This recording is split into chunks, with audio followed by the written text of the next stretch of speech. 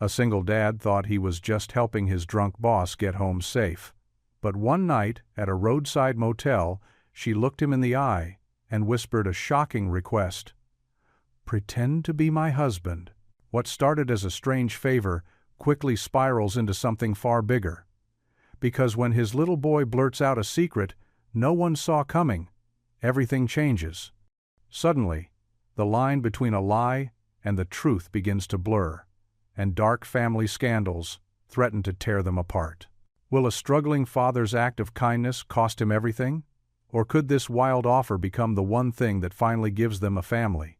Before we get into the story, comment below where in the world you are watching from today. The fluorescent lights of Walker's auto shop buzzed overhead as Ethan Miller wiped the grease from his weathered hands. It was nearly 9 o'clock, and the autumn chill had already settled over the small town of Millbrook, Pennsylvania. Through the garage's open bay door he could see the last traces of sunset fading behind the Allegheny foothills. "Another day, another dollar," he muttered, tossing the shop rag into a nearby bin. His shoulders ached from hours bent over engines, but there was satisfaction in honest work. The Jenkins old Chevy would run smooth now, and Mrs. Peterson's brake lines were finally fixed. 2 more families who could sleep easier tonight. Ethan glanced at the stack of invoices on his workbench, mentally calculating the week's earnings. Luke's college fund needed another boost, and the property tax was coming due. Sometimes it felt like swimming against the current, but he'd learned to keep paddling since Sarah passed. The shop's office lights still glowed, paperwork scattered across the desk where he'd been catching up on bookkeeping during his lunch break. Being both mechanic and accountant wasn't ideal, but it saved money. Every penny counted when you were raising a teenager alone. Walking to his pickup truck, Ethan pulled out his phone. 2 missed texts from Luke. "Made dinner, Dad. Nothing fancy, but better than burnt toast. History test TMRW. Studying hard, I promise." A smile crossed Ethan's tired face. Luke was a good kid, better than he deserved, really. Smart, too, like his mother. The thought of Sarah brought the familiar ache, but it had softened over the years from sharp pain to gentle remembrance. The drive home took him past Main Street's familiar landmarks. Pete's Hardware, where he'd bought Luke's first bicycle tools. The library, where Sarah used to work. Thompson's Diner, where they still kept her favorite booth by the window. Millbrook wasn't much, but it was home. 15 minutes later, Ethan pulled into the gravel driveway of their modest ranch house. Light spilled from the kitchen window, and he could see Luke at the table, textbooks spread around him. The boy looked up at the sound of the truck, his face brightening. "Dad, I made spaghetti," Luke called as Ethan walked in, shrugging off his work jacket. The kitchen smelled of tomato sauce and garlic bread, nothing fancy, but it warmed his heart to see his son trying. "Looks great, buddy. How's the studying going?" "I think I've got it. Mr. Patterson's tests are tough, but—" Luke was interrupted by the shrill ring of Ethan's phone. Ethan checked the screen, surprised to see his boss's name. Rebecca Hayes rarely called after hours, let alone this late. "Hello?" he answered, hearing music and voices in the background. "Ethan?" Rebecca's voice was unusually high-pitched and unsteady. I might need a teeny favor." "Miss Hayes, are you all right?" "The company party." "Got a little. Anyway, my car won't start, and the Uber app is being stupid, and I can't exactly call my family because they'd never let me live it down." She hiccuped. "Could you, maybe?" Ethan pinched the bridge of his nose, glancing at Luke, who was watching with curious concern. Rebecca Hayes successful. Sophisticated Rebecca Hayes was drunk and stranded. This wasn't how he'd planned to spend his evening. "Where are you?" he asked, already reaching for his keys. The phone vibrated in Ethan's hand, Rebecca Hayes' name flashing on the screen. He hesitated before answering. "Hello? Ethan?"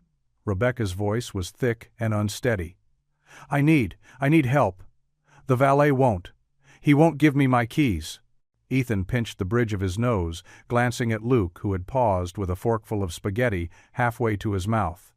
"Ms. Hayes, are you at the Millbrook Inn?" "Yes." "The company party." Her words slurred together. "Please, Ethan. I don't know who else to call." He took a deep breath, looking apologetically at his son. "Lock up after I leave, okay? I shouldn't be too long." Luke nodded. understanding in his young face. "Be careful, Dad." Ethan grabbed his jacket and headed back out into the night. The Millbrook Inn sat on the edge of town, its mock Tudor architecture trying too hard to be fancy in their working-class community. The parking lot was mostly empty now, the company party having wound down hours ago. He found Rebecca by the entrance, her designer dress wrinkled and her high heels dangling from one hand. She was arguing with a young valet who looked increasingly uncomfortable. "I am perfectly capable of driving." She wobbled slightly, contradicting her own statement. "This is ridiculous. I'm your boss's boss." "Ms. Hayes," Ethan called out, approaching carefully. The valet shot him a grateful look. Rebecca turned, nearly losing her balance. "Ethan, tell him to give me my keys." "The valet's doing his job, Ms. Hayes." Ethan kept his voice gentle but firm. "He's trying to keep you safe." Up close, he could see her makeup was smeared, her eyes glassy. The usual polished businesswoman was nowhere to be seen. Instead, she looked vulnerable, almost lost. "I just want to go home," she said, her voice smaller now. Ethan glanced at her expensive car, then at her unsteady stance. Her house was on the other side of town, in one of those gated communities where people like him only went to fix things. The thought of her alone there, in this state, didn't sit right. "Let me drive you somewhere safe," he offered. "There's a decent motel just off Route 40. You can get some rest, pick up your car tomorrow." Rebecca stared at him for a long moment, swaying slightly. The fight seemed to drain out of her. "You're a good man, Ethan Miller, too good for this town." He pretended not to hear the comment, instead turning to the valet. "I'll make sure she gets somewhere safe. You can keep her keys here?" The young man nodded eagerly, clearly relieved to have the situation resolved. Ethan's truck sat in the parking lot, its worn paint a stark contrast to the luxury vehicles around it. He helped Rebecca climb into the passenger seat, making sure she was secure before closing the door. As he walked around to the driver's side, he could see her leaning her head against the window, eyes closed. The motel wasn't far, just a few miles down Route 40. It wasn't fancy, but it was clean and safe, the kind of place truckers stopped for a night's rest. Rebecca had grown quiet, the argument with the valet seemingly having drained her remaining energy. Ethan steered his truck through the empty streets, the dashboard clock showing just past 10. His mind wandered to Luke, hoping his son had remembered to lock up properly. He hadn't planned on playing chauffeur to his intoxicated boss tonight, but here he was, trying to do the right thing. The fluorescent lights of the Pinewood Motel cast a harsh glow across the empty parking lot as Ethan's truck pulled up to the office. Rebecca swayed in the passenger seat, her designer dress crumpled, her perfectly styled hair now disheveled. The neon vacancy sign buzzed overhead, its red light reflecting off puddles from an earlier rain. "Stay here," Ethan said firmly. "I'll get you a room." Inside the office, a tired-looking clerk processed his credit card while glancing suspiciously through the window at Rebecca, who was now singing softly to herself. Ethan felt his face flush. "She's my boss," he explained, though the clerk hadn't asked. The key had a plastic tag marked 114. Ethan helped Rebecca out of the truck, steadying her as she stumbled in her heels across the wet asphalt. The October night air was crisp, carrying the scent of wet leaves and distant wood smoke. "You're always so nice," Rebecca mumbled as they made their way down the concrete walkway. "Why are you nice to me? Nobody's nice to me anymore." "That's not true, Miss Hayes." "Rebecca," she insisted, gripping his arm tighter. "Just Rebecca. God, I hate being Miss Hayes. Makes me sound like them." "Like who?" "My family." She laughed, but there was no joy in it. "The perfect Hayes family. Perfect house, perfect careers, perfect marriages." Her voice cracked on the last word. "Except me. I'm the disappointment." Ethan fumbled with the key at room 114, finally getting the door open. The room smelled of industrial cleaner and old carpet. A single bed stood against the wall, its brown bedspread perfectly smoothed. The wall-mounted TV cast a blue glow across the room. Rebecca sank onto the edge of the bed, her shoulders slumping. "You know what my sister said at Christmas?" she said. "At least you have your career, since you couldn't manage anything else." She wiped roughly at her eyes, smearing her makeup. 38 years old and still the family failure. Ms. Hayes, Rebecca. Ethan corrected himself. You're not a failure. You run the most successful dealership in 3 counties. But I go home alone. Her voice was small. Every night, I go home alone. Ethan shifted uncomfortably, acutely aware of how inappropriate this situation could appear. I should go. Luke's waiting. The reunion's next weekend, Rebecca continued as if she hadn't heard him. They'll all be there with their spouses and their babies and their perfect lives. And there I'll be, alone again. She looked up at him suddenly, her eyes glassy but intense.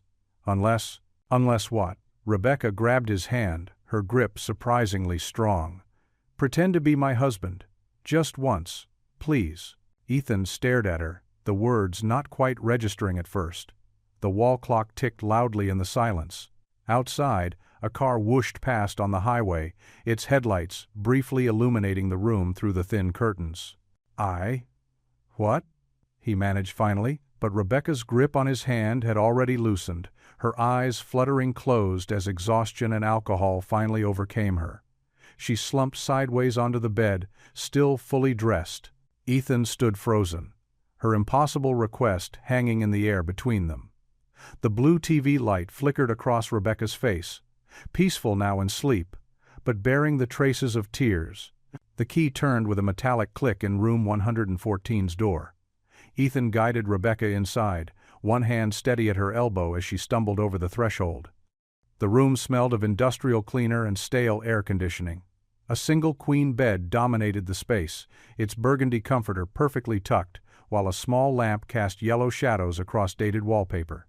Almost there, Ethan murmured, steering her toward the bed. Rebecca's designer heels caught on the worn carpet and she pitched forward. He caught her before she could fall, his mechanic's reflexes quick and sure. You're good at this, Rebecca slurred, patting his chest with an uncoordinated hand. So good at taking care of people, unlike my family, they just judge. Her voice cracked on the last word. Ethan eased her onto the bed, carefully arranging her on her side in case she got sick. He grabbed the spare blanket from the closet and draped it over her, noticing how vulnerable his usually commanding boss looked in the dim light. Water and aspirin on the nightstand, he said, setting down the items from the vending machine. You should drink some.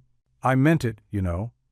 Rebecca's eyes were half closed, but her words came out clearer than before. About pretending. The family reunion's next weekend. They're all so perfect, with their perfect marriages and perfect lives. She clutched at the blanket. Just one weekend. I'd pay you, make it worth your time. Ethan stepped back, running a hand through his hair. The wall clock ticked loudly in the silence. Ms. Hayes, Rebecca, you're not thinking straight. Get some sleep. We'll forget about this in the morning. No, listen. She struggled to sit up, swaying slightly. You're kind, decent, everything they think doesn't exist anymore. Please, Ethan, help me show them they're wrong about me. The desperation in her voice made his chest tight. He'd seen that same loneliness in the mirror after Sarah died, that need to prove you weren't as broken as everyone thought. You don't need to prove anything, he said quietly. Especially not like this. Rebecca's head dropped back to the pillow, her eyes finally closing. Everyone needs to prove something, she mumbled. Even you, Mr. Perfect Single Dad. Ethan made sure the door would lock behind him, then stepped out into the night air. His truck sat alone in the parking lot, a familiar comfort after the strange unreality of the past hour. The dashboard clock read 11:42 p.m. as he started the engine. Driving home along empty streets, he tried to shake off Rebecca's words. She was drunk, lonely, looking for any port in a storm.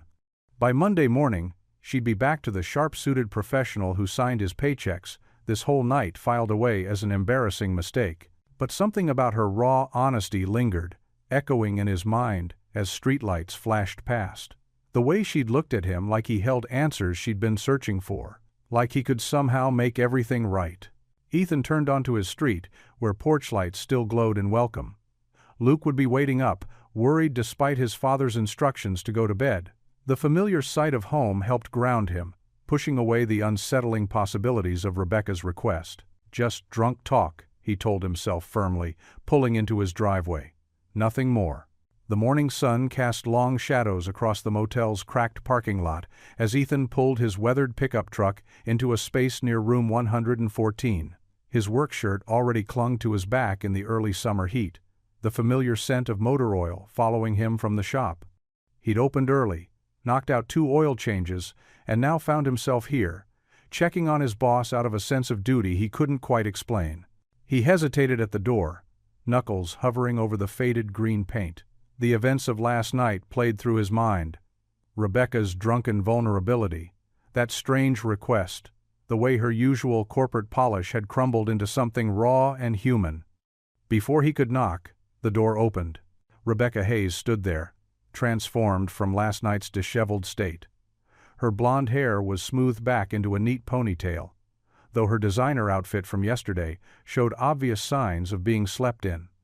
The perfectly composed mask he knew from work was back in place, but cracks showed around the edges, dark circles under her eyes, a slight tremor in her hands. "Ethan." She stepped back, gesturing him inside. "I was hoping you'd come by." The room looked different in daylight. Harsh fluorescence revealed worn carpet and water stains on the ceiling. Rebecca's high heels lay scattered where she'd kicked them off, and her purse spilled its contents across the small desk. "Brought you some coffee," Ethan said, holding up a paper cup from Joe's diner down the street. "And breakfast, if you're up for it." "You didn't have to do that." Her voice was hoarse, embarrassment coloring her cheeks as she accepted the offerings. "About last night I behaved terribly. The things I said." She perched on the edge of the bed, cradling the coffee cup like a lifeline. "It's forgotten," Ethan assured her, settling into the room's single chair. "We all have rough nights." Rebecca took a long sip of coffee, then set it aside, her fingers twisted together in her lap. "The thing is, Ethan, I meant it. What I asked you last night," he stilled, confusion creasing his forehead. "About pretending to be my husband." "Yes." She stood abruptly, pacing the small room. "My family's reunion is next weekend at Lake Geneva." 3 days of judgment, pitying looks, and not-so-subtle reminders that I'm the only Hayes who hasn't settled down properly. Her voice took on a bitter edge. "Ms. Hayes, Rebecca, I don't think." "I know it's crazy," she cut in. "I know I have no right to ask. But I've seen how you are with your son, how the other mechanics respect you. You're," she gestured vaguely, "real, genuine. Everything my family pretends to be but isn't." Ethan shook his head slowly. "I appreciate the thought, but I can't leave Luke." "Luke's college fund." The words tumbled out quickly. "I'll set up a full scholarship trust. Any school he wants, when he's ready. I know you've been worried about his future education." The air seemed to thicken in the small room. Ethan's hands tightened on his knees, mind racing. Luke's future, the thing that kept him up at night, that drove him to take extra shifts and skip his own meals. The possibility of his boy getting opportunities he'd never had. Rebecca stood before him, no longer his boss, but a woman, offering an unlikely deal. 3 days of pretense, in exchange for his son's future. Ethan stood in Rebecca's motel room, watching her pace between the faded wallpaper and generic landscape prints. The morning light streaming through thin curtains revealed her transformation from last night's disheveled state. She'd somehow managed to look put together despite the circumstances, her business attire only slightly wrinkled. "I can't do this," Ethan said, shaking his head. "It wouldn't be right. I've got Luke to think about, and what kind of example would I be setting?" He shifted his weight, the worn carpet creaking beneath his work boots. Rebecca stopped pacing. "Please, Ethan. You don't understand what it's like with my family." She sank into the room's sole armchair, her professional demeanor cracking. "Every reunion, every holiday, every phone call, it's always the same." "When are you going to settle down, Rebecca? Your younger sister has 3 kids already, Rebecca. Your biological clock is ticking, Rebecca." Ethan ran a hand through his hair. "Look, I appreciate what you're going through, but I can't just pretend to be someone I'm not. I've got my dignity, and more importantly, I've got a teenage son who needs stability. I'll make it worth your while, Rebecca said, her voice steady despite the desperation in her eyes. Luke's college fund. I'll contribute enough to make sure he can go anywhere he wants. Any school, any program. Ethan's breath caught. Luke's college fund was a constant worry, the savings account growing too slowly despite his double shifts and careful budgeting. I can't take your money like that. It's not taking, Rebecca insisted. It's a business arrangement, 1 weekend of your time in exchange for your son's future. She stood up, smoothing her skirt. My family's reunion is in 3 weeks. Just act the part of a loving husband for 2 days. That's all I'm asking. Ethan walked to the window, looking out at his truck in the parking lot. The dented fender and peeling paint seemed to mock him, a stark reminder of everything he couldn't provide for Luke. His son's words from last week echoed in his mind. Dad, I think I want to be an engineer, but those schools are really expensive. Why me? He asked, turning back to Rebecca. You could hire anyone. There must be services for this sort of thing. Because you're real, she said simply. You're honest, hard-working, respected in the community. My family may be snobs, but they do their research. They'd see through a hired actor in minutes. Ethan closed his eyes, feeling the weight of the decision. Everything in him rebelled against the idea of deception, but Luke's future hung in the balance. After Sarah died, he'd promised to give their son every opportunity possible. 2 days, he said finally, opening his eyes to meet Rebecca's gaze. That's it, and Luke can't know about this arrangement. As far as he's concerned, you're just my boss who needs a favor. Relief flooded Rebecca's face. Of course. Whatever you say. And one more thing, Ethan added, his voice firm. This is just pretend. Nothing more. We do this one time, and then everything goes back to normal at work. No complications. Rebecca nodded, extending her hand. Deal. Ethan shook it, trying to ignore the voice in his head, telling him this would be anything but simple. The Pine Grove Motel's breakfast room smelled of cheap coffee and microwaved pastries. Early morning sun filtered through dusty Venetian blinds, casting striped shadows across the worn linoleum floor. Rebecca sat across from Ethan at a small formica table, both of them avoiding direct eye contact while stirring their untouched coffee. So, Rebecca began, her voice barely above a whisper, the reunion is next weekend at Lake Geneva. My family has this ridiculous mansion there. She smoothed an invisible wrinkle from her silk blouse, a nervous habit Ethan had noticed. We'll need to get our story straight. Ethan nodded, his calloused fingers wrapped around the cheap ceramic mug. How long have we been supposedly married? The words felt foreign in his mouth, wrong somehow. Let's say 8 months. Recent enough that they wouldn't have expected to be invited to the wedding. Rebecca pulled out her phone, making notes. We met at work, obviously. But maybe we should say it was at a charity event instead? Sounds better than me being just a mechanic? Ethan's voice carried a slight edge. Rebecca's cheeks flushed. That's not what The bell above the entrance door chimed, and Ethan's heart stopped. Luke stood in the doorway, still in his rumpled pajama pants and Patriots t-shirt, looking confused and slightly anxious. Dad? Luke's voice cracked slightly, the way it had been doing lately at 13. Mrs. Martinez said she saw your truck here when she was driving to work. He shuffled forward, his worn sneakers squeaking against the floor. I got worried when you weren't home this morning. Ethan straightened, guilt washing over him. Luke, buddy, I'm sorry. I should have called. I was just having breakfast with Miss Hayes here, my boss. He gestured toward Rebecca, who managed a warm smile despite her obvious surprise. Luke's eyes widened with recognition as he looked at Rebecca. Oh, you're the lady from the dealership picture, the one in Dad's office. Rebecca looked questioningly at Ethan, who quickly explained, the company newsletter photo, from last year's charity drive. Luke moved closer to their table, his expression changing from confusion to something else, a look of dawning recognition that made Ethan's stomach tighten. The boy tilted his head, studying Rebecca's face with an intensity that seemed beyond his years. You look different in person? Luke said softly, then his eyes grew wide. Wait, you're the one from Mom's old photo album. The one she used to look at sometimes, when she thought I was sleeping. The coffee cup in Ethan's hand trembled slightly. But Luke was already reaching into his pocket, pulling out a worn photograph he apparently carried with him. See? Mom wrote something on the back. I found it after she died. His voice caught slightly on the last word. Rebecca reached for the photo with hesitant fingers. But before she could take it, Luke's next words shattered the morning quiet like breaking glass.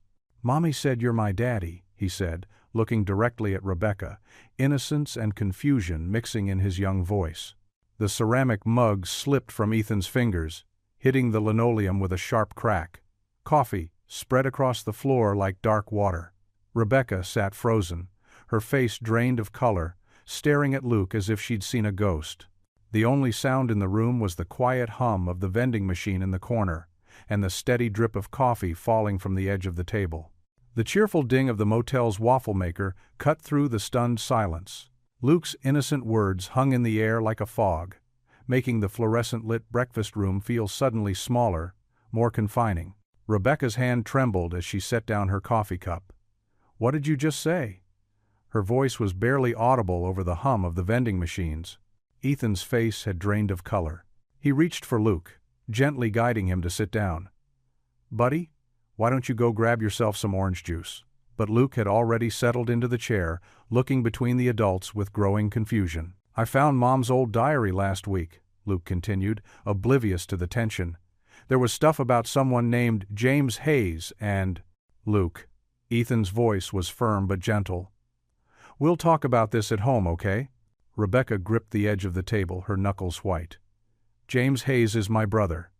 The words seemed to catch in her throat. "But he's been gone for 15 years. He left after—" She stopped, pressing her lips together. The morning sun continued its slow crawl across the linoleum floor, highlighting the coffee stains and scuff marks. A family with small children filtered into the breakfast room, their chatter a jarring contrast to the heavy silence at Ethan's table.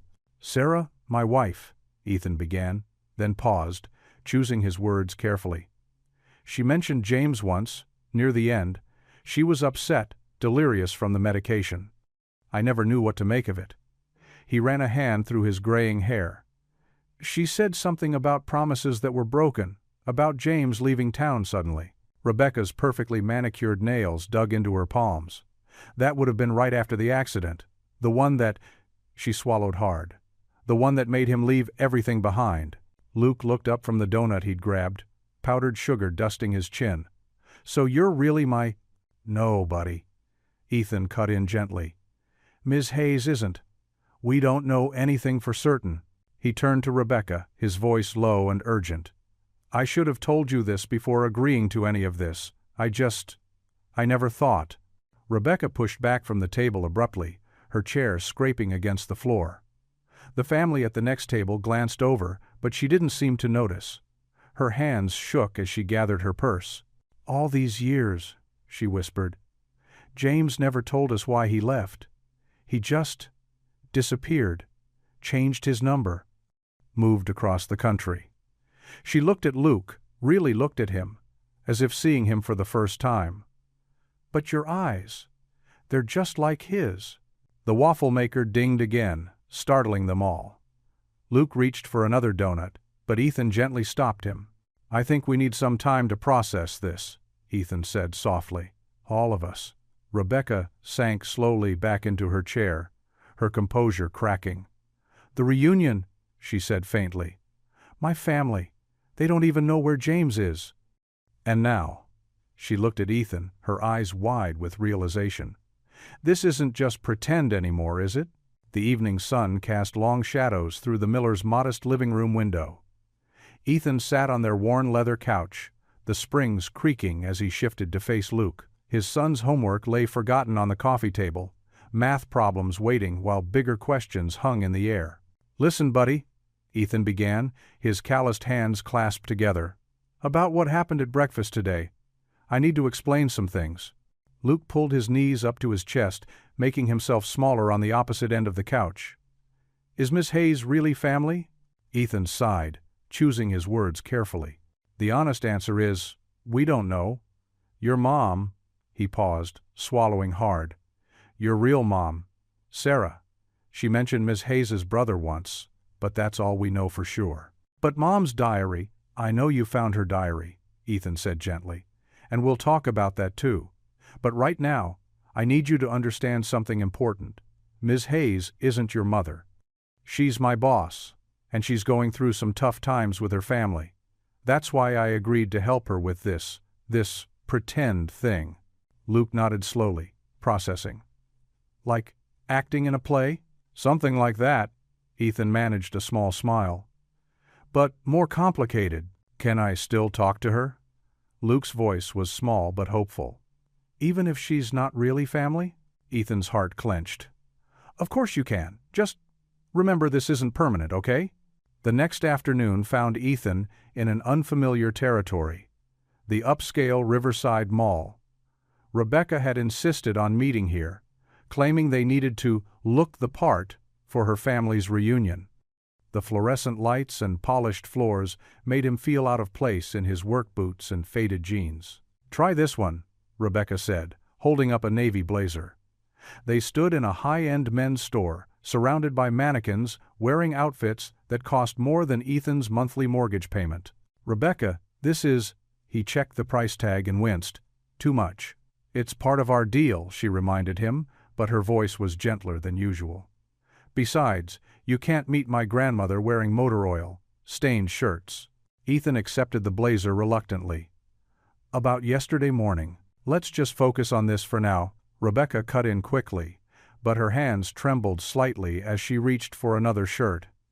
My family will expect certain things. We need to look convincing.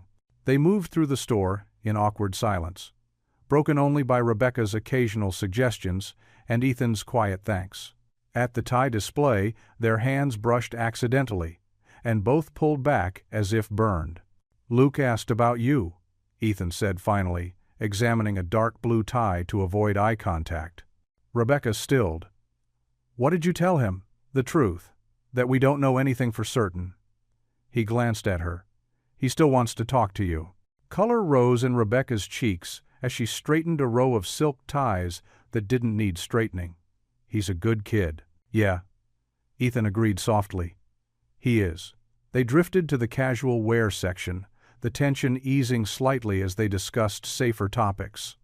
The weather, work schedules, Luke's upcoming science fair. Rebecca helped him select a few polo shirts, and Ethan found himself noticing how her professional demeanor softened when she laughed at his attempt to coordinate colors. Your family, he ventured, as they moved toward the dress shirts. Will they ask about how we met? Probably everything, Rebecca admitted, holding up 2 shirts for comparison. We should probably figure out our story. The morning sun painted streaks of orange across the highway, as Ethan's old Ford pickup rumbled down Interstate 85. Rebecca sat in the passenger seat, dressed in crisp business casual that seemed at odds with the truck's weathered interior. In the back seat, Luke watched with undisguised interest as the 2 adults navigated both the road and their awkward new dynamic. You could have let me drive, you know, Rebecca said, adjusting the air vent for the 3rd time in 10 minutes. My BMW would have been more comfortable. More comfortable, maybe, Ethan replied, his eyes fixed on the road ahead. But my truck's got character. Besides, showing up in a BMW wouldn't exactly help sell our story. Luke suppressed a grin as Rebecca huffed. What's that supposed to mean? Just that. A mechanic married to a dealership manager might drive something more practical. Ethan patted the dashboard affectionately. Old Betsy here's gotten us through 5 winters. You named your truck Betsy? Rebecca's perfectly shaped eyebrows shot up. Luke named her? Ethan corrected, catching his son's eye in the rearview mirror. When he was 7, she looked like a Betsy.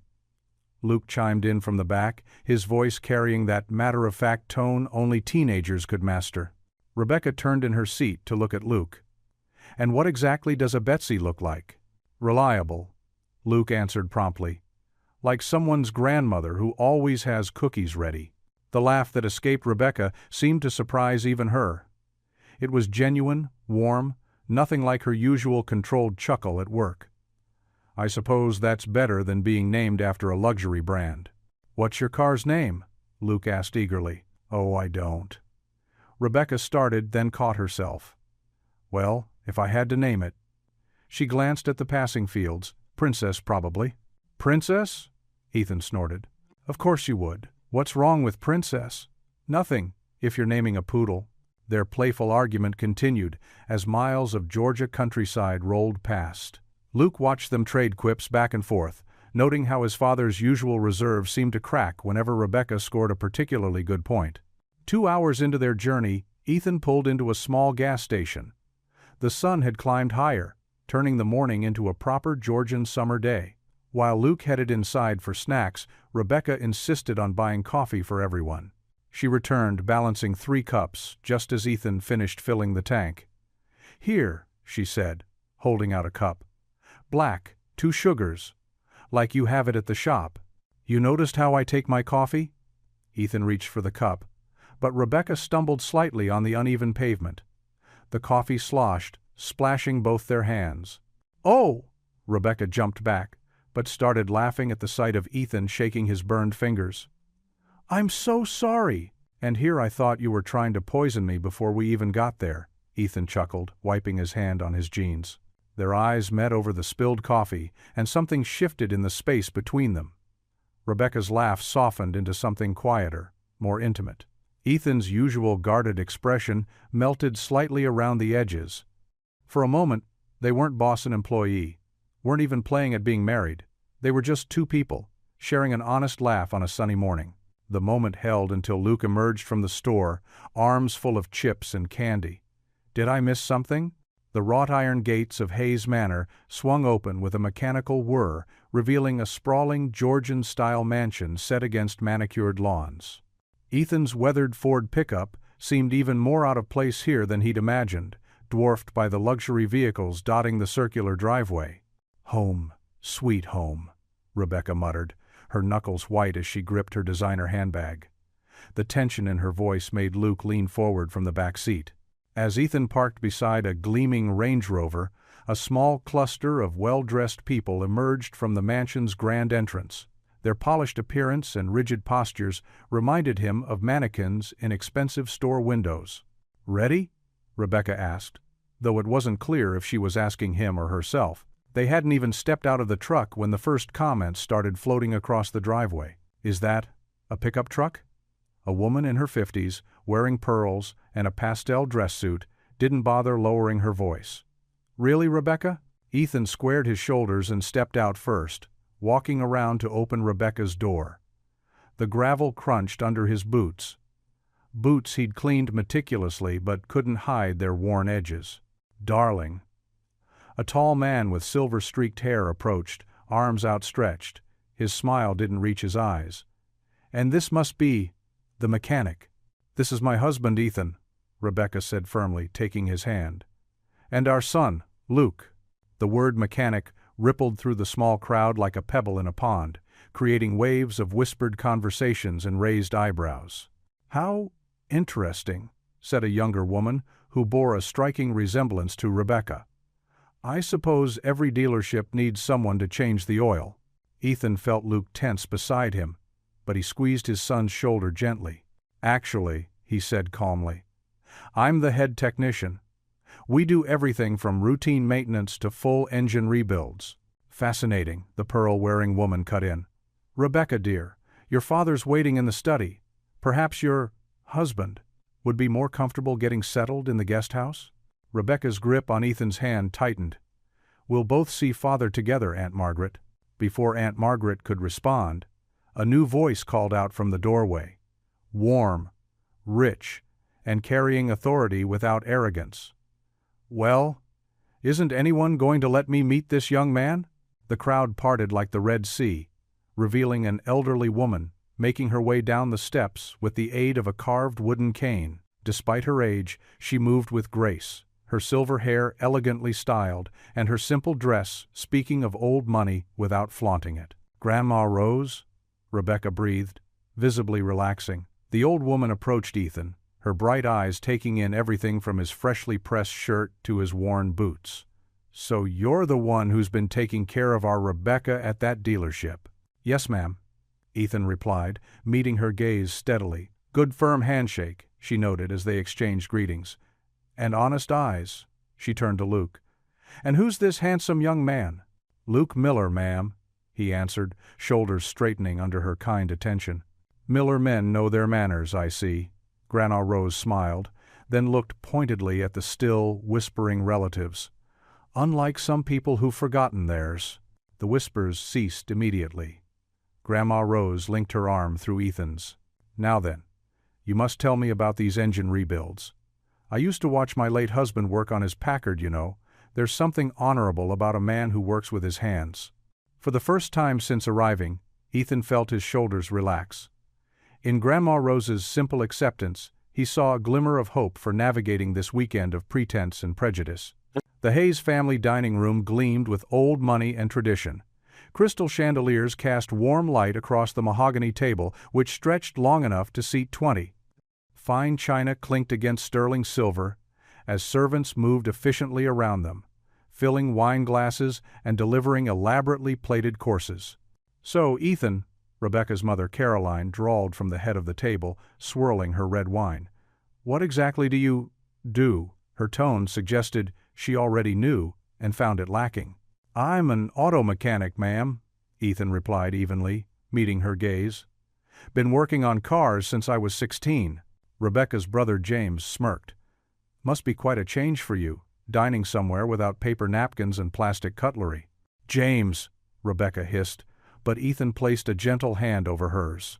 Actually, sir, I appreciate good craftsmanship wherever I find it, Ethan said, gesturing to the antique silverware. Just like with cars, quality work speaks for itself, whether it's a luxury vehicle or a family sedan. Rebecca's grandmother, Eleanor, nodded approvingly from her seat, but Caroline pressed on. And you're widowed? Rebecca mentioned. The question landed like a stone in still water. Yes, ma'am. 5 years now. Ethan's voice remained steady. My son Luke and I managed together. How? Quaint. Rebecca's Aunt Victoria chimed in. Though surely you must worry about providing a proper future for the boy. Private schools and university aren't cheap these days. Rebecca tensed beside him, but Ethan smiled quietly. Every parent worries about their child's future, ma'am. I believe in honest work and saving what I can. Luke knows the value of both education and integrity. The subtle emphasis on integrity wasn't lost on anyone at the table. Eleanor's eyes twinkled as she hid a smile behind her napkin. Through 5 more courses, the questions continued. About his background, his modest home, his lack of social connections. Each time, Ethan answered with simple dignity, neither apologizing for who he was, nor pretending to be something he wasn't. Rebecca watched him with growing admiration, noting how he handled each verbal jab with grace. When he spoke about his work, his eyes lit up with genuine passion. When he mentioned Luke, his voice carried unmistakable pride. There was something compelling about his authenticity in this room full of careful pretense. After dinner, as the family dispersed throughout the mansion, Ethan headed upstairs to the guest wing. Passing Rebecca's childhood bedroom, he heard muffled sounds from behind the door. He paused, recognizing Rebecca's voice through her quiet sobs. I'm so tired, she whispered to herself, barely audible. So tired of never being enough, of being the disappointment. Ethan stood frozen in the hallway, his heart heavy with the raw pain in her voice. The strong, confident woman he knew at work had crumbled here, surrounded by the weight of family expectations. Why can't they just... Rebecca's voice broke off into another quiet sob. Why can't they just see me? Her words faded into silence, leaving only the distant tick of an antique grandfather clock echoing through the mansion's hollow grandeur. The early morning sun filtered through the estate's kitchen windows, casting warm squares of light across the granite countertops. Ethan moved with practiced ease around the unfamiliar space, the sizzle of bacon and whisk of eggs filling the air. He'd woken early, unable to sleep in the massive guest room that felt more like a museum than a bedroom. Luke sat at the kitchen island, still in his pajamas, watching his father work. Can I help, Dad? Sure, buddy. Want to start the toast? Ethan slid the bread basket closer to his son, grateful for this pocket of normalcy in such an imposing house. Rebecca appeared in the doorway, already dressed in casual weekend wear, a sight that made both Miller men pause. She looked younger somehow, more relaxed in jeans and a soft sweater than in her usual business attire. "Something smells amazing," she said, running a hand through her loose hair. "I didn't know you could cook." "Just the basics," Ethan replied, flipping pancakes with one hand while managing the bacon with the other. "Nothing fancy like your family's chef. Sometimes simple is better," Rebecca said softly, settling beside Luke at the island. The kitchen door swung open as Rebecca's sister-in-law Melissa entered, followed by her teenage daughter Emma. They stopped short at the domestic scene before them. "What's all this?" Melissa asked, her perfectly manicured hand gesturing at the spread Ethan was creating. "Breakfast," Luke announced proudly. "Dad makes the best pancakes." Melissa's eyes narrowed slightly, but she sat down anyway. Emma, however, moved closer to watch Ethan work, genuinely curious. "Could you show me how you get the pancakes so fluffy?" she asked. "Secret's in the folding," Ethan explained, demonstrating with the batter. "My mom taught me. She always said cooking for family was an act of love." More family members drifted in, drawn by the smells and laughter. Even Caroline appeared, looking somewhat out of place in her own kitchen. Ethan kept cooking, making enough for everyone, answering questions about his technique with patient humor. Rebecca watched as her usually stiff relatives gradually relaxed. Her nephew actually put down his phone to help Luke with the toast. Her brother Thomas, typically glued to his laptop by this hour, lingered over coffee and conversation. "This is better than Pierre's brunches," Emma's younger sister whispered loudly to her mother, referring to the family's private chef. Ethan just smiled, sliding another stack of pancakes onto the serving plate. He caught Rebecca's eye across the kitchen and saw something there: gratitude, warmth, and maybe something more. Later, as the family dispersed and Luke helped with cleanup, Emma hung back.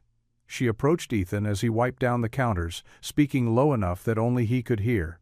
"Aunt Rebecca's different with you," she said, glancing toward where Rebecca was laughing at something Luke had said. "She's happier with you than I've ever seen her."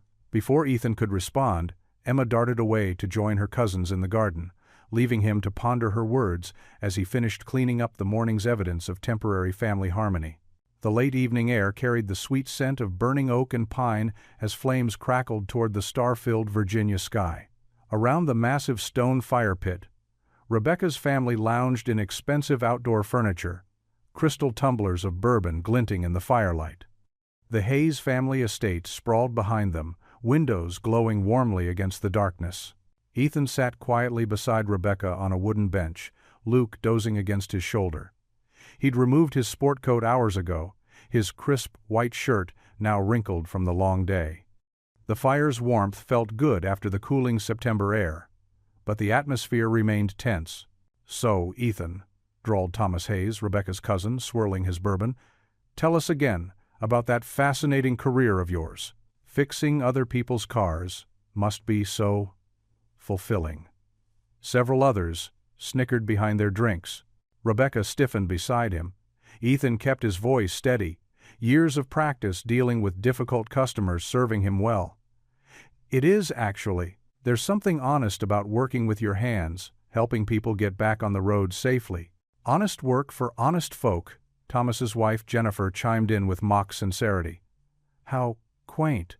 "I suppose some of us have to do the real work while others just move money around," Ethan replied mildly, stoking the fire with a long iron poker.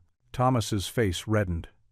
"Now see here." "Oh, let's not pretend," cut in Catherine, Rebecca's other cousin. "We all know what this is. A mechanic suddenly married to our Rebecca? Please," she turned to Rebecca. "Darling, we know you were desperate to show up with someone, but this is just embarrassing." The firelight caught the tears welling in Rebecca's eyes.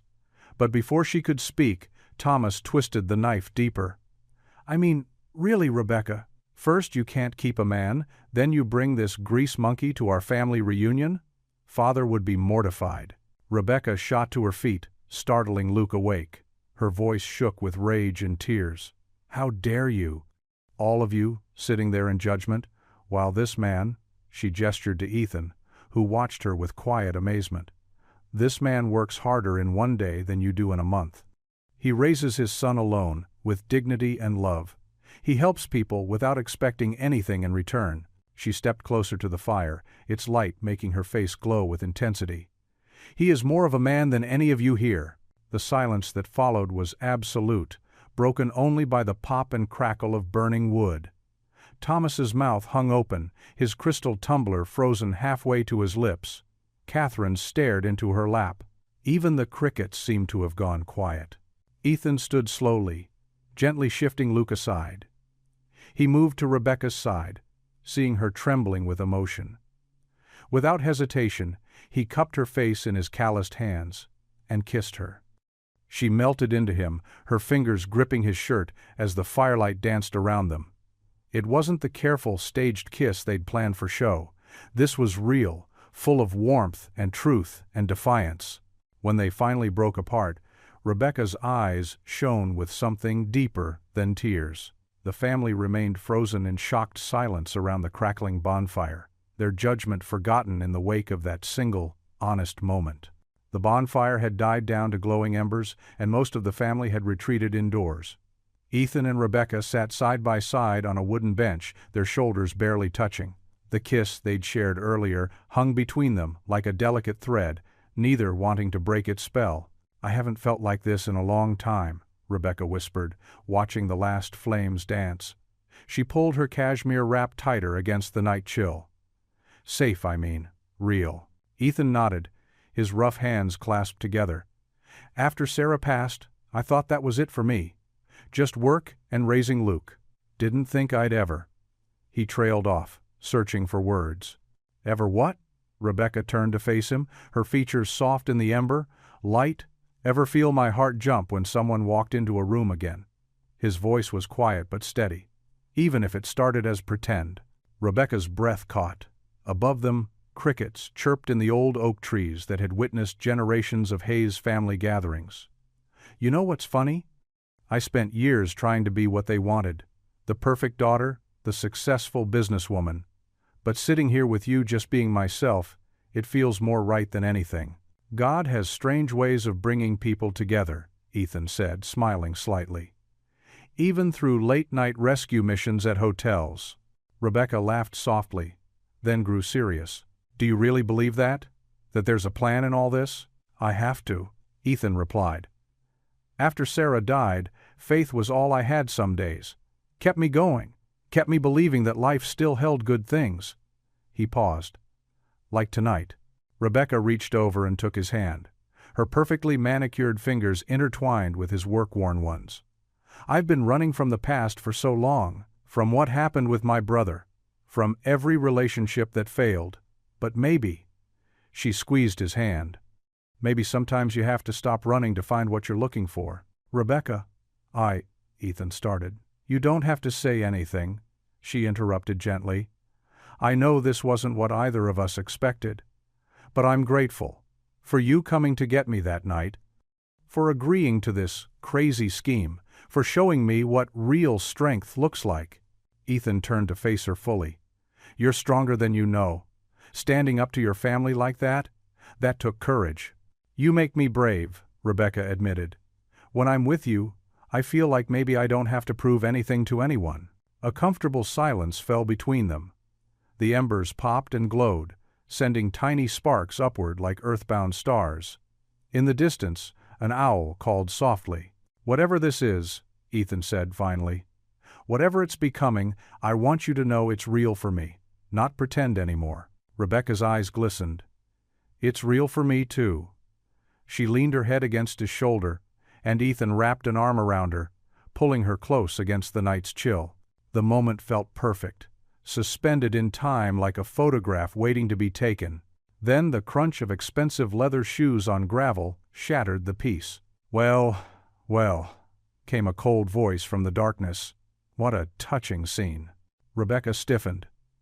Ethan felt her whole body go rigid as a tall figure emerged into the ember light. The man wore a tailored suit that probably cost more than Ethan's monthly salary, and his handsome features were twisted into a sneer. "Hello, Rebecca," said her ex-fiancé, his eyes fixed on Ethan with unmistakable hostility. The morning sun streamed through the Hayes mansion's dining room windows, casting long shadows across the formal breakfast table. Ethan sat with Luke, both dressed in their Sunday best, trying to navigate the elaborate place setting of silver and china. Rebecca hadn't come down yet. James Porter, Rebecca's ex-fiancé, held court at the other end of the table. His perfectly tailored suit and carefully styled hair screamed old money, and his smile carried a predator's edge. "Did Rebecca tell you about how she met her new husband?" James's voice dripped with false concern. "Quite the romantic story, really. Late night, seedy motel." Ethan's fork clattered against his plate. Luke looked up, confusion crossing his young face. "I heard he works as a mechanic." "One of Rebecca's cousins, Stage," whispered. "Can you imagine?" James leaned forward, his voice carrying just enough to reach every ear. "What I find interesting is the timing. Right after the dealership announced its expansion plans. And here's poor Rebecca, suddenly married to one of her employees who can barely make ends meet." Heat crept up Ethan's neck. He placed a steadying hand on Luke's shoulder. "Did you know," James continued, "that he's been working double shifts just to keep up with his bills? My sources at the bank tell me he's practically drowning in debt." Rebecca chose that moment to enter the dining room. She froze in the doorway, taking in the scene, the meaningful glances, the barely concealed smirks. "Rebecca, darling," her mother's voice cut through the tension. "James was just telling us the most fascinating story about your courtship." "The motel incident," her aunt clarified with obvious distaste. "Really, dear, what were you thinking?" Color drained from Rebecca's face. "That's not, we're concerned," her mother pressed. "A respected businesswoman like yourself, getting involved with an employee? One who's clearly struggling financially? It looks unseemly." "He's using you," James added smoothly. "Anyone can see that." Luke's chair scraped back. "My dad's not—" "Luke," Ethan's quiet voice stopped him. "It's okay, son." Rebecca stood rigid, her family's judgment pressing in from all sides. Years of trying to prove herself, of fighting for their approval, seemed to collapse in on themselves. The whispers, the looks, the barely concealed contempt, it was all too much. "Rebecca," Ethan started, rising from his chair. "Maybe they're right," she cut him off, her voice brittle with humiliation. Her eyes, when they met his, were cold with defensive pride. "Maybe you did use me." The words hung in the air like shattered glass. Ethan felt each one cut deep, not just for himself but for Luke, who stood beside him with trembling lips. Without a word, Ethan placed his napkin on the table. He gently took Luke's hand and walked toward the door, his son's fingers gripping his tightly. He paused briefly at the threshold, but Rebecca had already turned away, her shoulders rigid with artificial composure. The dining room erupted in whispers as father and son walked out, their footsteps echoing on the marble floor. Behind them, James's satisfied chuckle floated through the air like poison. The familiar scent of motor oil and metal greeted Ethan as he pulled into Haynes Auto Service early Monday morning.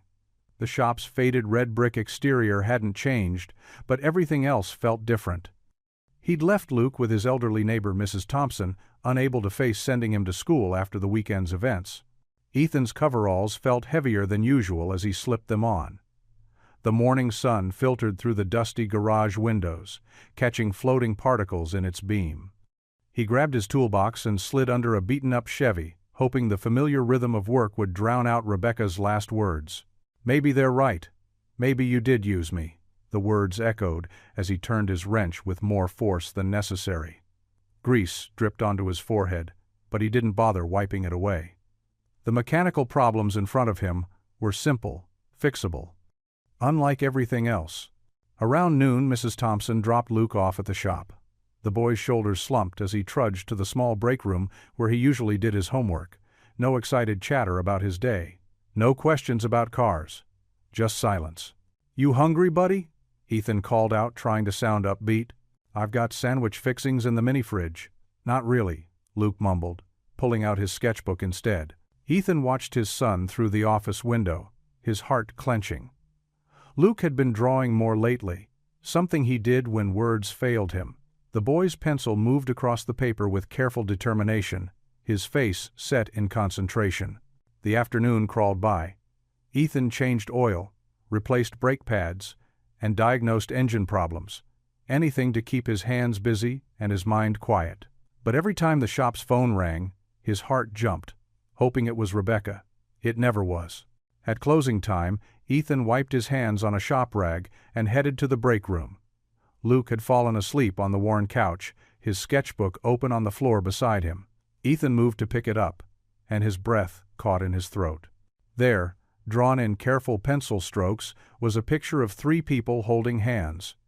Ethan recognized his own figure, complete with his work uniform.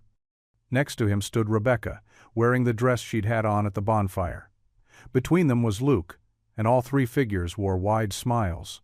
Above the drawing, in Luke's careful handwriting, were the words, "My family." The simple honesty of the drawing hit Ethan like a physical blow. He sank into a chair, the paper trembling in his hands. His vision blurred as tears welled up, and one dropped onto the corner of the page, leaving a small, dark circle. This wasn't just his heart that had been broken. His son had dared to dream of something more, of a complete family, only to have it snatched away. The weight of that loss, reflected in Luke's innocent drawing, proved too much to bear. Ethan covered his face with one hand, his shoulders shaking with silent sobs. In the quiet of the break room, with only the hum of the old fluorescent lights overhead, he finally let himself feel the full measure of what they'd lost. The morning sun filtered through the floor-to-ceiling windows of the Hayes estate, casting long shadows across Rebecca's untouched breakfast. She sat alone in the grand dining room, her coffee growing cold beside a plate of eggs, Benedict that the family chef had prepared. The chandelier above caught fragments of light, scattering tiny rainbows across the mahogany table where, just yesterday, she'd watched her family tear apart everything good in her life. Her phone buzzed again. Another message from her ex-fiancé, Bradley, attempting to smooth things over. She ignored it, just as she'd ignored the dozen before it. The house felt suffocating now, every corner filled with whispers and judgments that had driven away the one person who'd shown her genuine kindness. "Miss Rebecca?" Maria, their longtime housekeeper, approached cautiously. "Your mother asked if you'll be joining them for brunch at the country club." Rebecca stared at her reflection in the polished silver spoon. "No," she said quietly. "Tell them I'm not feeling well." After Maria left, Rebecca wandered through the house, her heels clicking against the marble floors. She paused at the kitchen, remembering how Ethan had stood there yesterday morning, making pancakes for everyone despite the chef's obvious disdain.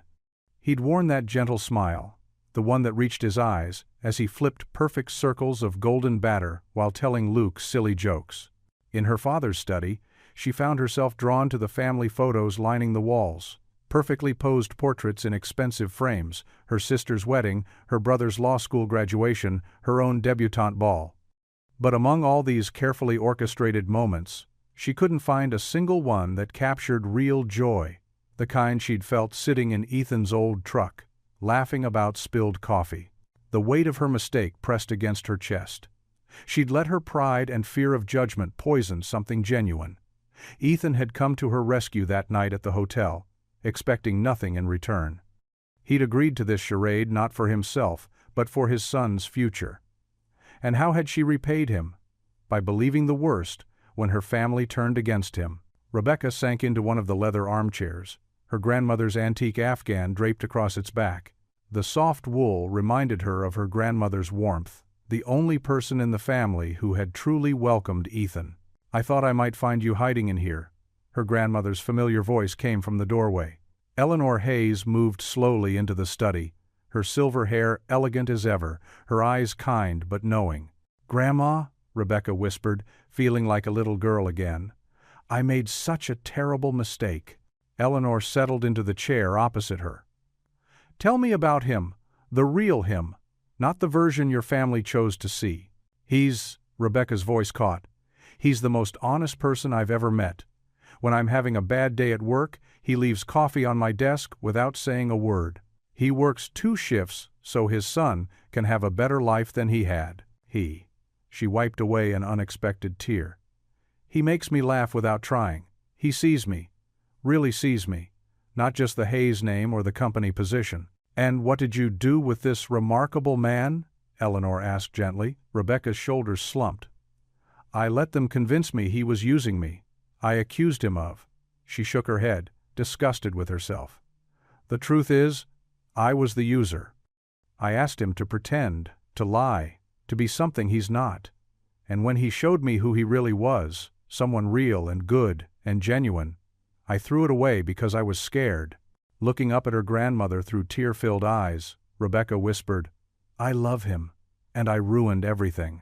Rebecca's silver Mercedes looked startlingly out of place in the weathered parking lot of Miller's Auto Repair.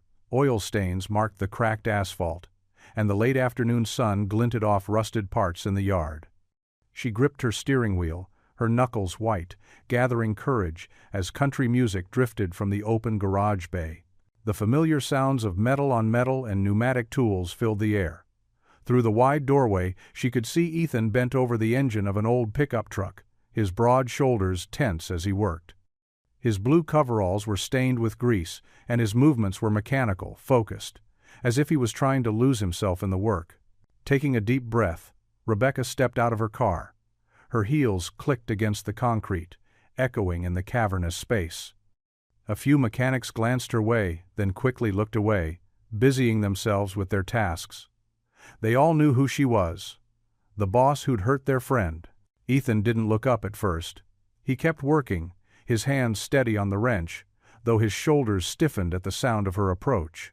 The radio crackled with static between songs, filling the awkward silence. Ethan? Her voice was barely above a whisper. He paused, still not looking up. Shop's closing in 20 minutes. His voice was flat, professional. The voice he'd use with any customer. I didn't come about the shop. Rebecca moved closer, careful to stay out of his workspace. The smell of oil and metal hung heavy in the air. I came to talk to you. Ethan finally straightened, wiping his hands on a red shop rag. His face was guarded, but she could see the hurt in his eyes, hurt she'd put there. He looked tired, with shadows under his eyes suggesting sleepless nights that matched her own. I was wrong, Rebecca said, her voice cracking. What I said at the reunion. I let my pride and my family's judgment cloud everything. I believed the worst because it was easier than admitting the truth. A car horn honked outside, making her jump. Through the open bay door, life went on as normal in the small town. People getting gas across the street, kids riding bikes on the sidewalk. But in here, time seemed suspended between them. What truth? Ethan asked quietly, setting down his tools. Tears welled in Rebecca's eyes. That you're the most genuine person I've ever known. That you showed me more kindness in a few days than my family has in years. That I. She wiped at her cheeks, smudging her mascara. That I ruined something real because I was scared. The radio switched to a slow country ballad, the singer crooning about second chances. Rebecca took another step forward, her designer dress out of place among the tool chests and motor oil. I'm so sorry, Ethan. I'm sorry I doubted your intentions. I'm sorry I cared more about what they thought than what I knew in my heart. Her voice trembled. And I'm sorry I hurt Luke. He deserves better. You both do. She reached into her purse and pulled out an envelope. This is the money I promised for Luke's college fund. No strings attached. Whether you forgive me or not, I want him to have it. It's the least I can do. Ethan stared at the envelope but didn't take it. His expression remained unreadable, though something flickered in his eyes. Pain, uncertainty, or maybe both. The silence stretched between them, broken only by the soft music and the distant sound of traffic. Please, say something, Rebecca whispered, her hand still extended with the envelope. Ethan remained silent, his internal struggle visible in the way his jaw clenched and unclenched. He looked down at his grease-stained hands, then back at her tear-streaked face, clearly torn about what to say or do next. The afternoon sun cast long shadows across the auto shop's parking lot as Rebecca found Luke sitting alone on a weathered wooden bench. He was idly kicking his feet against the gravel, a half-eaten sandwich forgotten beside him. The boy looked up as she approached, his eyes carrying a mix of hope and uncertainty that made her heart ache. "Mind if I join you?" Rebecca asked softly, gesturing to the empty space beside him. Luke shrugged, but shifted over slightly, a silent invitation. Rebecca settled next to him, smoothing her skirt in a nervous gesture. The distant clanking of tools from inside the shop provided a steady backdrop to their silence. "You know," Rebecca began, her voice gentle, "I used to sit alone a lot too, when I was about your age. After my parents' divorce, I'd wait at places like this, watching other families, and wondering why mine couldn't be like theirs." Luke looked up at her, surprise flickering across his young face. "Really? But you're—" He trailed off, gesturing vaguely at her designer clothes. "Rich?" Rebecca finished with a small smile. "Money doesn't fix everything, Luke. Sometimes it just makes people lonelier." A truck rumbled past on the street, stirring up dust that danced in the sunlight. Luke watched it disappear around the corner, before speaking again. "Dad says Mom was really nice, that she loved to sing while she cooked." Rebecca felt tears prick at her eyes. "I'm sure she was wonderful, Luke, and I want you to know something really important." She turned slightly to face him, her voice soft but steady. "I'm not trying to replace your mom. No one ever could, and I would never want to take away her special place in your heart." Luke's lower lip trembled slightly. "Then why are you here?" "Because I care about you and your dad very much," Rebecca replied, her words careful and sincere. "And if you'll let me, I'd like to be here for both of you. Not as a replacement, but as someone new in your life, who wants to help make it better." She reached into her purse and pulled out a small worn photo. "See this? This was my stepmom, Grace. She came into my life when I was 12. I was so angry at first, thought she was trying to take my mom's place. But you know what? She taught me that hearts can grow bigger, that there's always room for more love without losing what was already there." Luke studied the photo, running his finger along its creased edge. "Did it hurt less, missing your mom?" "The hurt changed," Rebecca answered honestly. "It became more like a quiet reminder instead of a sharp pain. Grace helped me remember my mom in happy ways, and she gave me new happy memories too. That's what I'd like to do for you, if you'll let me. Not replace, but add." The boy was quiet for a long moment, rolling a small stone under his shoe. When he finally looked up, his eyes were shining with tears, but there was something else there too, a fragile hope. "I'd like that," Luke whispered, suddenly throwing his arms around Rebecca's waist in a tight hug. From the garage doorway, unnoticed by either of them, Ethan stood watching, his worn work gloves hung forgotten in his hand, as he observed his son embracing Rebecca, saw the gentle way she cradled the back of Luke's head. Something tight in his chest began to loosen, like a knot finally coming undone. The setting sun painted the river in shades of amber and gold as Ethan and Rebecca walked along the quiet path. Fallen leaves crunched beneath their feet, and the gentle current provided a soothing backdrop to their tentative silence. They'd left Luke with Ethan's neighbor, Mrs. Martinez, who had known the boy since he was small. Rebecca hugged her arms against the evening chill, stealing glances at Ethan's profile. His jaw was set in that familiar way she'd come to recognize, when he was wrestling with something deep inside. "I've been thinking," she began, her voice barely above a whisper, "about everything my family said, about appearances and status and what they think matters." Ethan kept walking, but she noticed his pace slow slightly. Encouraged, she continued, "I spent so many years trying to be what they wanted. The perfect daughter, the successful businesswoman, someone who'd marry the right kind of person." She paused near a wooden bench overlooking the water. "But you know what? It was all empty. Just hollow achievements that never made me happy." A pair of ducks glided past on the river, leaving gentle ripples in their wake. Rebecca watched them, gathering her thoughts. "When I saw you with Luke today, the way you both look at each other, the love there, that's real. That's what matters." She turned to face him fully. "I don't care about wealth or what anyone thinks anymore. I just want truth, real love, the kind that shows up when someone's stranded at a motel at midnight." Ethan's shoulders tensed at the memory, But he didn't pull away when she took a small step closer. "The whole time we were pretending," she continued, her voice growing stronger, "I kept thinking how it felt more real than any actual relationship I'd ever had. You showed me kindness when I didn't deserve it. Respect when I was at my lowest. That's worth more than all my family's money and status combined." The river burbled quietly beside them as a cool breeze rustled through the trees. Ethan finally turned to look at her, his eyes carrying a vulnerability she'd never seen before. "Rebecca," he started, his voice rough with emotion, "I need you to understand something." He ran a hand through his hair, struggling to find the words. "When your family was saying those things about me using you, it hit hard because I'd been worried about that myself. Not because it was true, but because—" He trailed off, looking out over the water. Rebecca waited, her heart beating faster. "I was never using you," he finally admitted, the words coming out in a rush. "I just didn't know if I was enough." Rebecca reached out and took his hand, feeling the familiar calluses from years of honest work. His fingers trembled slightly before curling around hers.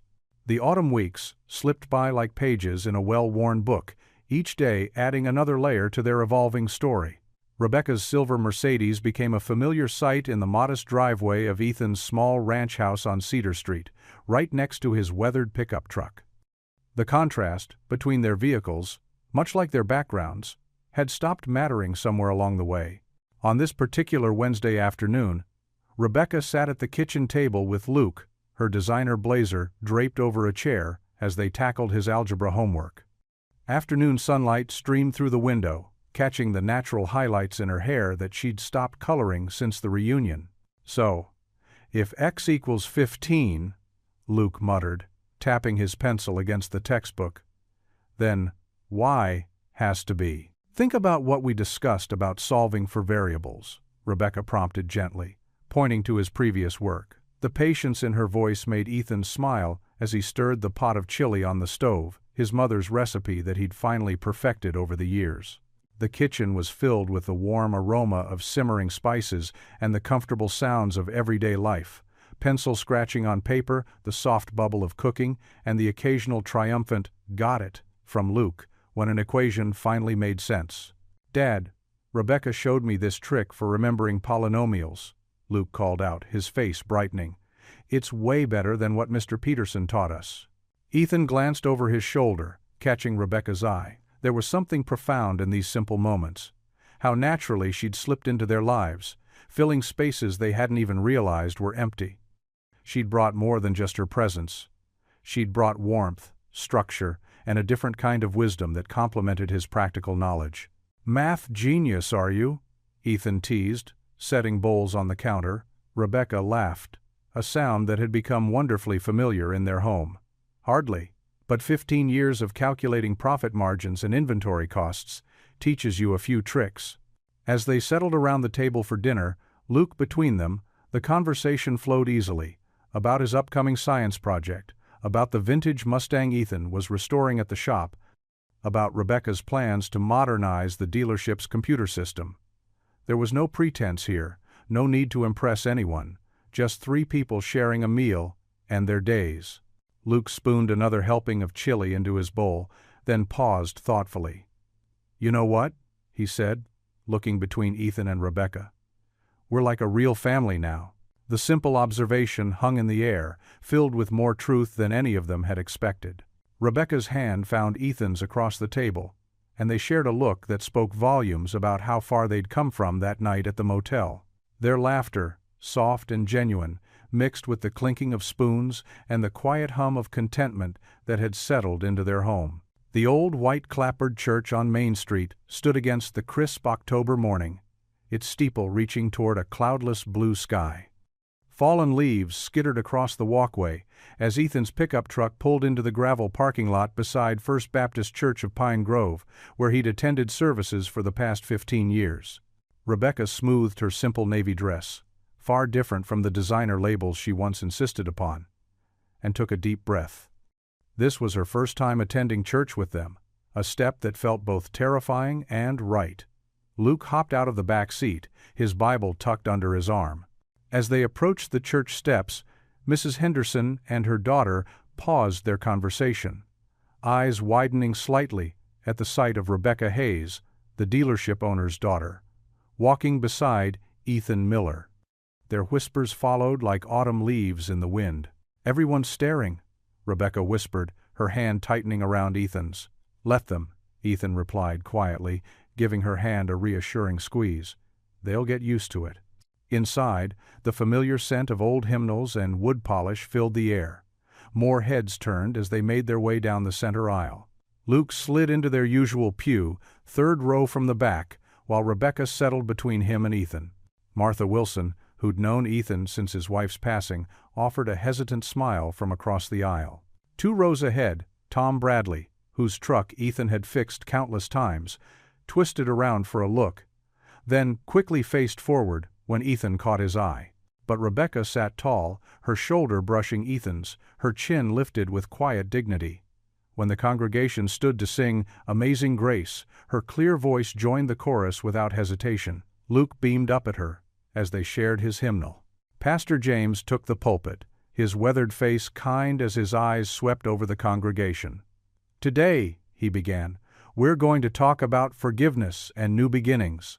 Sunlight streamed through the stained glass windows, painting rainbow patterns across the wooden pews. As the pastor spoke about second chances and God's endless capacity for renewal, Ethan felt something shift inside his chest, like a weight he'd carried for years was finally lifting. "The hardest person to forgive is often ourselves," Pastor James continued. "We carry guilt, shame, and fear like heavy stones. But God's grace isn't just about forgiving others. It's about accepting forgiveness for ourselves." Rebecca's hand found Ethan's again, their fingers intertwining naturally. He glanced at her profile, noting the tears glistening in her eyes. Beside her, Luke listened intently, occasionally scribbling notes in his Bible's margin. The morning light grew stronger as the service continued, warming the sanctuary.